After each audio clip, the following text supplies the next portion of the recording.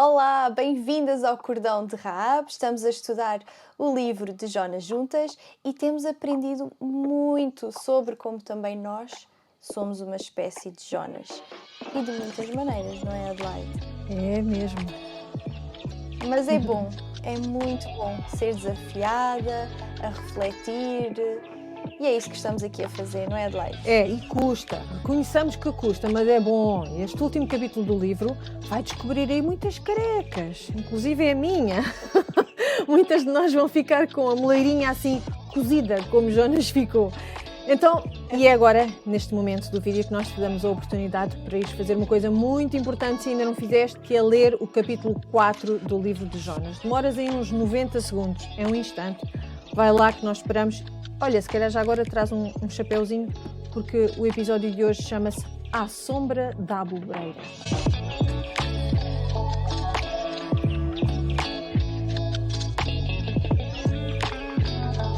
Então, vamos lá ao capítulo 4 de Jonas, que tem, em algumas Bíblias, o título de A Ira de Jonas e a Compaixão do Senhor. Realmente fica bem claro este contraste em todo o livro, mas em especial aqui no capítulo 4.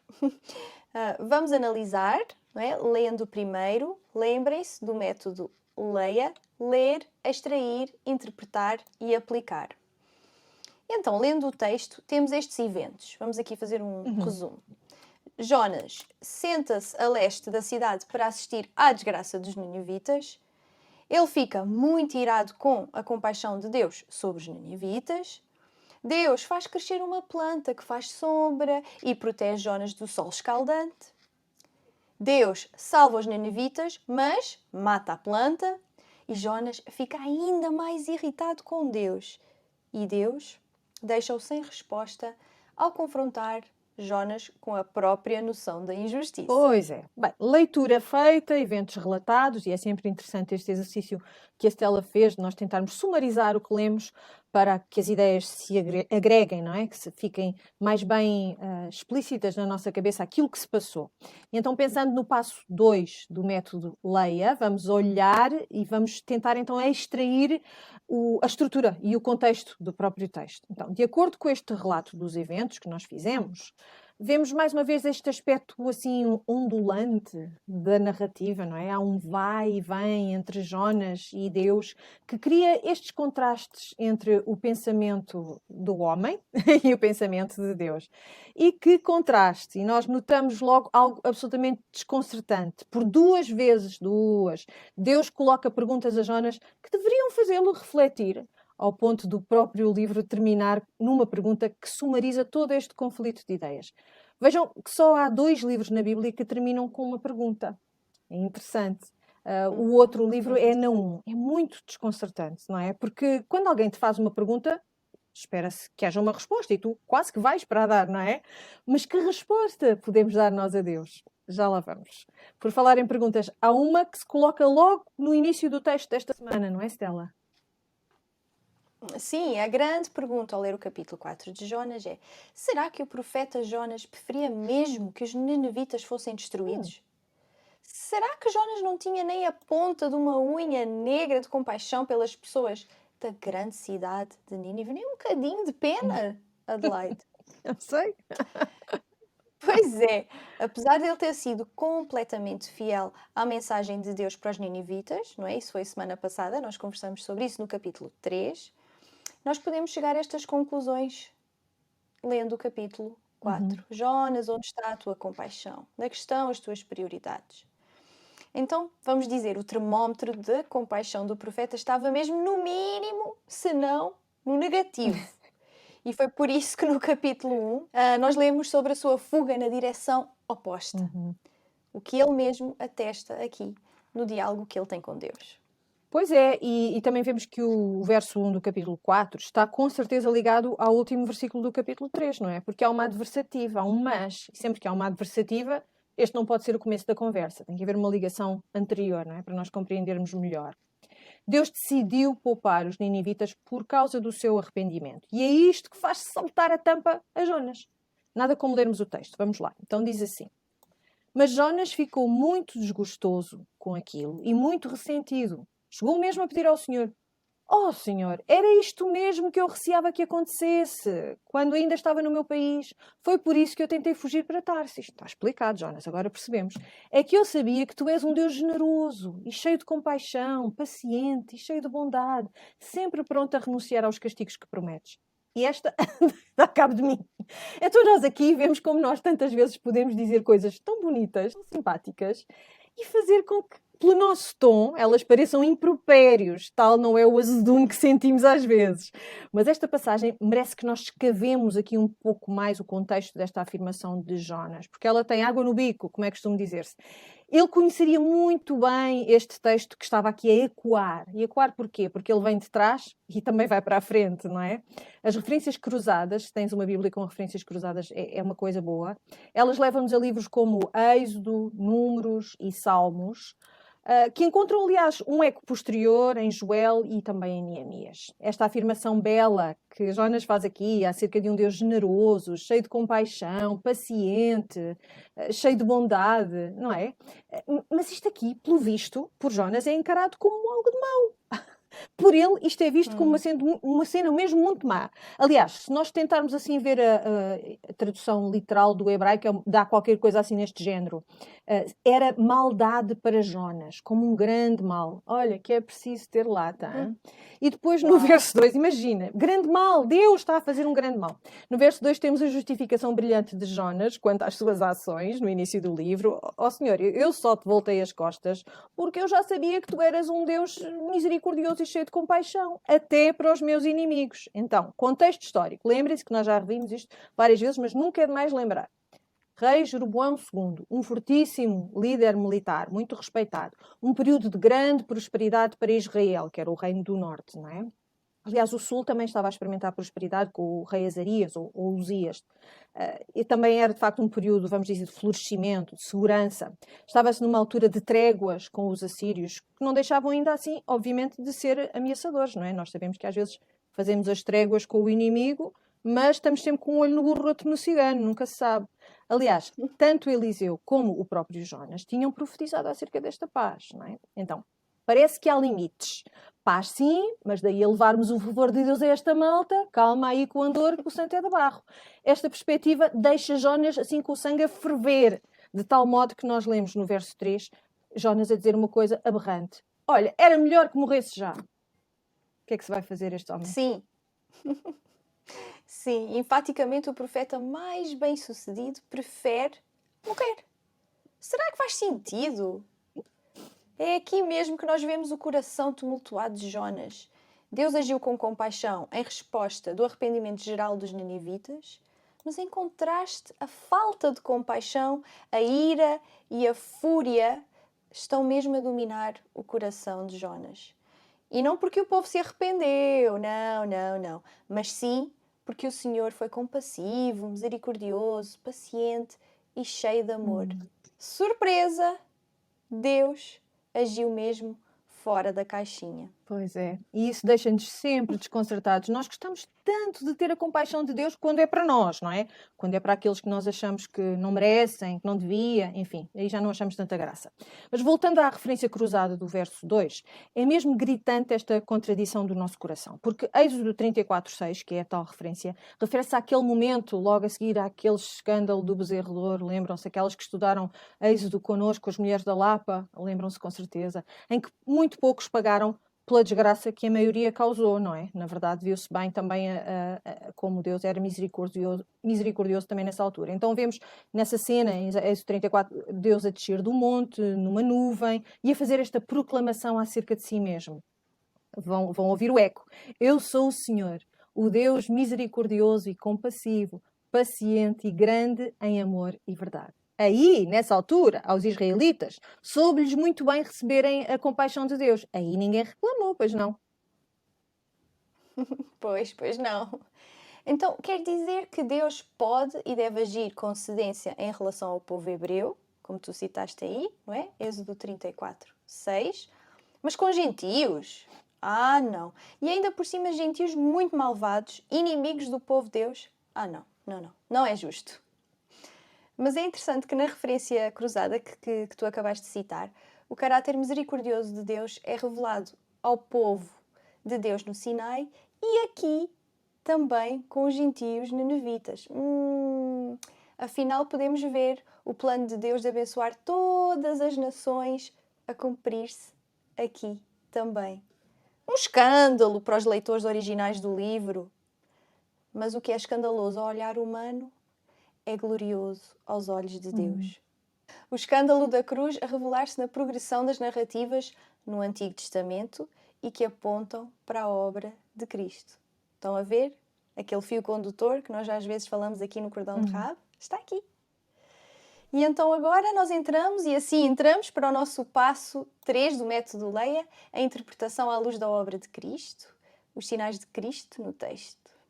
E já vamos explorar mais essa ideia, Stella, mas só para cristalizar aqui este pensamento, esta misericórdia escandalosa de Deus aponta para o escândalo da cruz, dizias tu, nós vamos concentrar-nos naquele momento em que Jonas monta a barraca à porta da cidade, não é? Na parte leste da cidade, provavelmente havia ali um promontório, se calhar, onde ele poderia assistir ter uma visão mais panorâmica de toda a situação, e prepara-se para assistir de cadeira à destruição de Nínive. Como não pagou bilhete, mas quer ver. Sim, porque a esperança é a última a morrer. Pode ser que Deus ainda volte atrás e mande um raio e queime esta gente toda, do princípio ao fim, se acabem dos primeiros aos últimos. Então, aqui Deus mostra mais uma vez a compaixão, fazendo esta sombrinha extra ali por cima de Jonas, e ele fica feliz outra vez. Isto são umas oscilações de humor. Eu não sei se isto é um desequilíbrio químico que estava aqui a acontecer no pobre do profeta. Coração. É o nosso coração aí é que está. Se não vejamos, vamos olhar outra vez para o primeiro diálogo enfurecido de Jonas, porque até parece que ele esqueceu daquela oração, Stella, que nós referenciámos, não é? no capítulo 2, quando estava dentro da barriga do peixe. Parece que se esqueceu. Eu bem dizia, não é? Ai, Jonas, não te esqueças, agora que oraste tão bem, não te esqueças do que estavas a dizer, porque vai-te fazer jeito daqui para a frente. Mas a nossa memória é tão curta, Stella. Realmente. Jonas, naquela oração, como tu disseste muito bem, ele agradeceu a Deus por tê-lo salvado da quase morte e depois ele declarou: a salvação pertence ao Senhor. E agora ele prefere morrer. E porquê? Porque Deus não superou as suas expectativas? Olha, eu estive a pensar sobre isto e pensei, olha, às vezes nós preferimos morrer do que entender que Deus não vai fazer o que nós queremos. E logo me lembrei, no entanto, Jesus no Getsemane disse: todavia seja feita a tua vontade e não a minha. Aqui vemos o quão Jesus era maior do que Jonas. É mesmo, não é? Porque o contraste está mesmo aí. Um prefere morrer do que fazer a vontade de Deus. E o outro prefere morrer para fazer a vontade de Deus. E é tão dura esta lição, no entanto. Temos que reconhecer isto. Ainda bem que Deus tem mesmo muita paciência connosco e nos dá, como nós temos visto ao longo deste estudo, Ele vai corrigindo o nosso caminho, vai nos dando a cada hora, a cada dia da nossa vida, vai nos mostrando a sua vontade e vai nos dirigindo. E dá-nos segurança pensar realmente que Deus não muda nesse intento de derramar graça sobre a tua vida, sobre a minha vida, por causa de Jesus. Claro, obviamente não é por mim, nem é por ti, não é por ser muito boa cristã que Deus faz isto, é mesmo só por causa de Jesus, por causa do que Ele mesmo fez na cruz por nós. Mas vamos voltar aqui ao episódio de Jonas. Vamos ao verso 4, Stella. Sim, vamos lá. Então, Deus, que não muda, não é? Deus imutável, ele entra em diálogo com Jonas no versículo 4 e pergunta-lhe se a ira era razoável. Oh Jonas, será razoável essa tua ira? E aqui nós podemos quase que ouvir, não é? A voz gentil, a voz paciente de Deus em relação à cegueira raivosa de Jonas, não é? E qual é a resposta de Jonas? Não há resposta. Ele não responde a Deus. E pronto, vai na dele e fica na expectativa do que vai acontecer à cidade de Nínive. Ele pensa, talvez a destruição está prestes a acontecer. Então ele meio que ignora Deus, não é? Mas no versículo 6, Deus, que nunca desiste dos seus e é abundante em graça, o que é que Deus faz? Manda uma planta para aliviar o sofrimento daquele que queria ver o sofrimento dos seus inimigos. Olhem só o contraste, hein? Depois, no versículo 7 e no início do versículo 8, nós vemos como Deus é soberano, não é? A soberania de Deus que tem-se revelado aqui no livro de Jonas. Mais uma vez, Deus é soberano sobre os elementos da terra, mandou a planta, só que agora ele manda uma lagarta que mata a planta e manda um vento quente. E lá, Jonas. Qual é a resposta de Jonas? Pronto, ele não se aguenta. Jonas fica tão furioso por ter perdido o seu conforto que repete: prefiro morrer. É assim uma resposta por defeito dele, não é? Eu não aguento isto. Eu não Default. aguento isto. Quer morrer, antes quer morrer. São oscilações de humor muito grandes que este pobre profeta passa ao longo deste livro, não é? Quando a vida nos corre bem, é tão fácil sorrir e andar bem disposto e dizer: oh, mulher, porque é que estás aí com essa carantonha? As coisas são tão boas. É muito fácil, não é? Quando a coisa nos corre bem. Então, como tu disseste, Deus mandou ouvir uma lagarta, mandou ouvir o peixe, lembram-se? Manda ouvir a lagarta, manda crescer a planta, manda vir o peixe. É tudo aqui a soberania de Deus a revelar-se também na sua criação. Manda soprar o vento quente do leste, como tu disseste. E olha que vento quente nesta área do mundo não é o nosso vento quente ali do Algarve, que nos sabe tão bem no verão. É um vento quente que dá cabo da malta. Deserto. Derrete a tinta dos carros. Portanto, é um vento quente daqueles tramados. E é agora. O homem não se aguenta. Solta-lhe a tampa de vez e toca a repetir, como tu disseste, que quer morrer. E por vezes nós desesperamos-nos por ver Deus agir de um modo tão diferente do nosso, confunde-nos, baralha-nos, deixa-nos indispostas. Nós queremos pôr Deus lá naquela caixinha que nós sabemos controlar, como tu disseste na semana passada, quando falavas da questão da idolatria, não é? Nós queremos controlar o nosso pequenino Deus, que nós fazemos à nossa imagem e semelhança. Queremos controlar o que Ele faz e o que Ele não faz. E Deus não deixa. Bem pelo contrário, Ele choca-nos com as suas ações tantas vezes. É verdade. Até mesmo agora com esta resposta que Deus tem, não é? Com Jonas. Na nossa cabeça nós queríamos que Deus agisse com juízo para com Jonas, não é? Ele está a ter uma atitude péssima. Mas no versículo 9, vamos lá, vamos pôr o dedo no texto. Deus, mais uma vez, cheio da perfeita gentileza e paciência, fala com Jonas e faz a mesma pergunta em relação à sua ira. E agora, Jonas, é razoável essa tua ira por causa de uma planta? Jonas. Jonas está mesmo a precisar que Deus lhe ensine algo, não é? E então no versículo 10 e no versículo 11 nós vemos que Deus tem que ensinar Jonas a olhar para o seu egocentrismo, olhar para dentro, olhar para o coração e ordenar as prioridades. E então Deus termina com uma pergunta aberta. E é engraçado, Adelaide, que a linguagem que Deus usa aqui no versículo 10, remete-nos para Êxodo 33, 19, naquele episódio quando Moisés pede para ver a glória de Deus e então Deus responde. Olhem só qual é a resposta de Deus.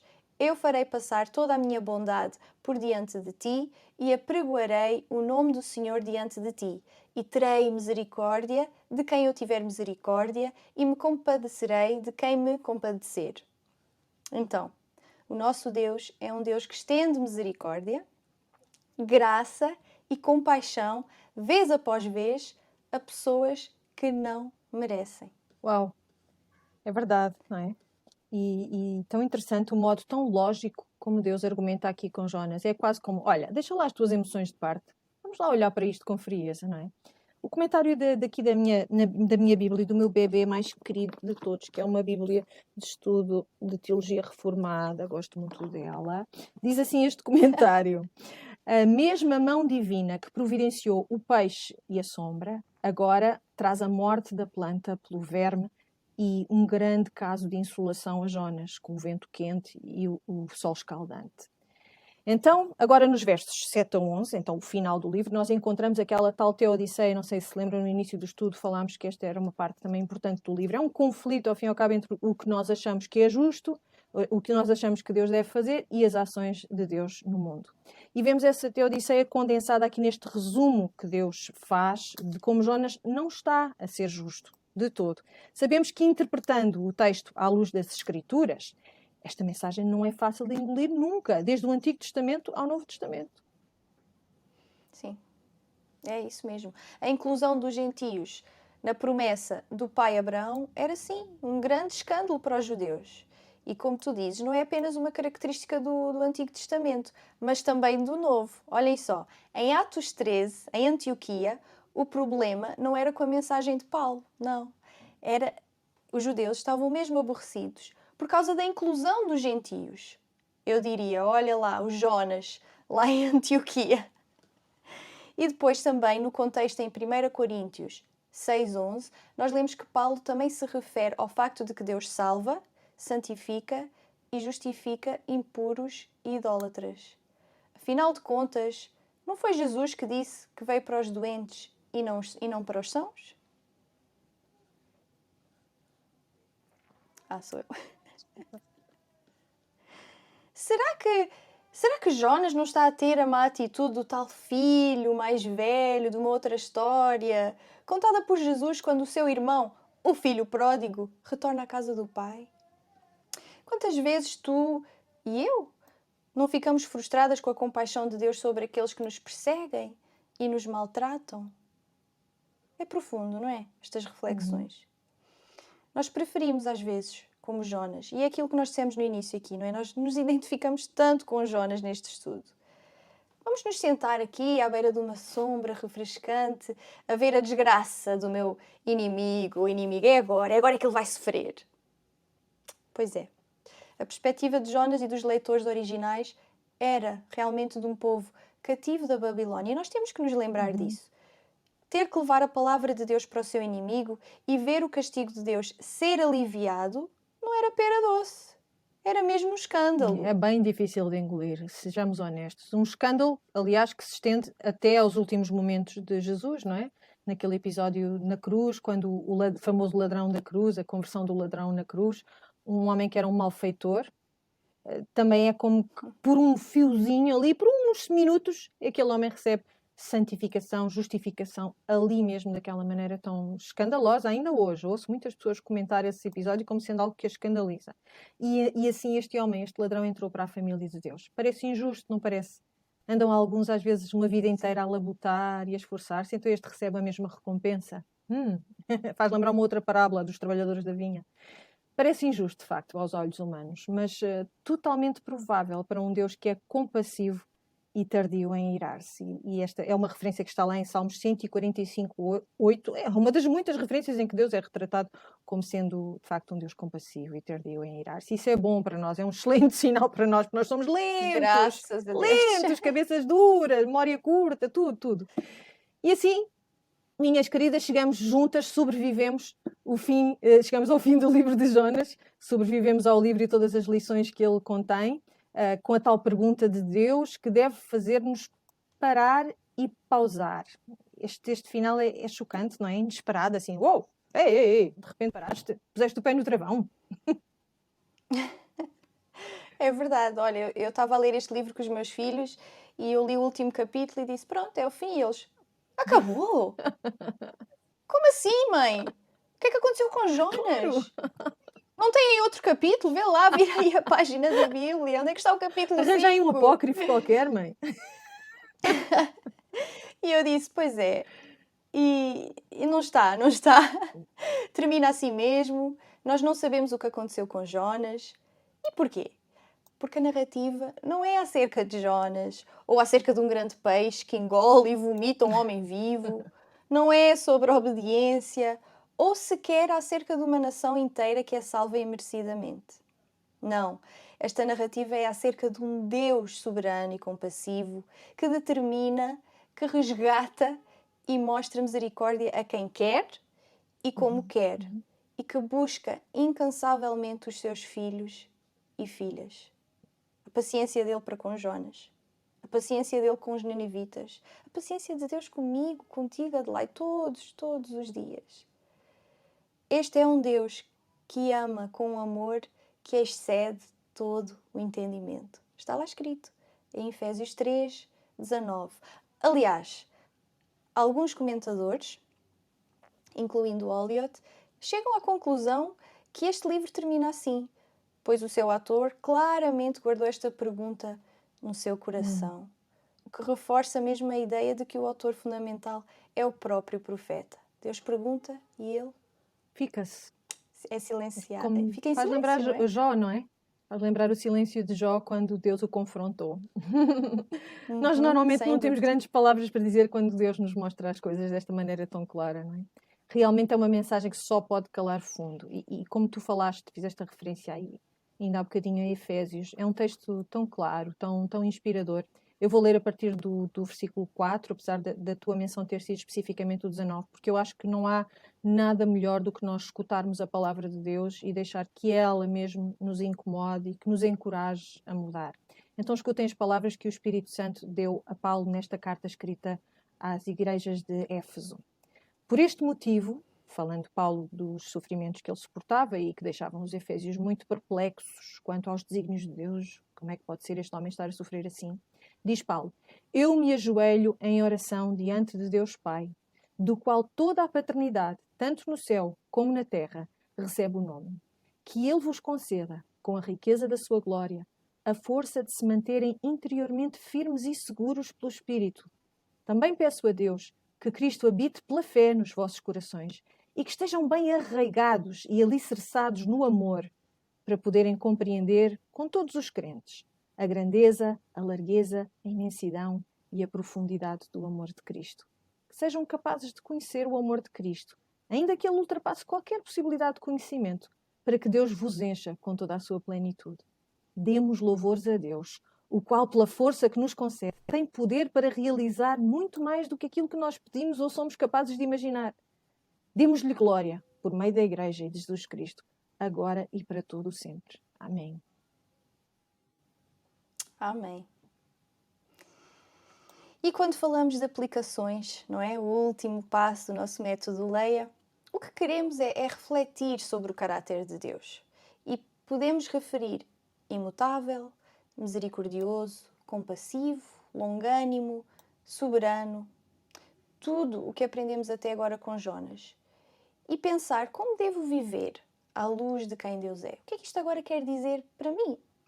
Sim, e se gostamos de coisas práticas, então podemos fazer algo muito prático. No início desta semana nós perguntámos que resposta vamos dar à pergunta de Deus, àquela pergunta que Deus colocou a Jonas. Quando Deus te confronta com o seu caráter, que resposta podes tu dar a Deus? Considera o exemplo dos ninivitas. Eles não perderam tempo, não adiaram o momento e entregaram-se à chamada de Deus. Então não desperdices o teu tempo também, porque sabes que o tempo não é mesmo teu. Nunca sabemos quanto tempo temos aqui.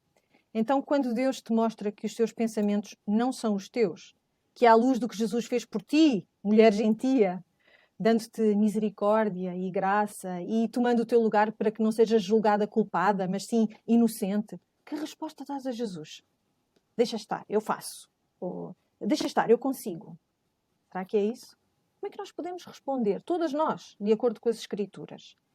E quanto à desgraça dos outros, vamos lá pensar também nisto. Como é que tu lidas com ela?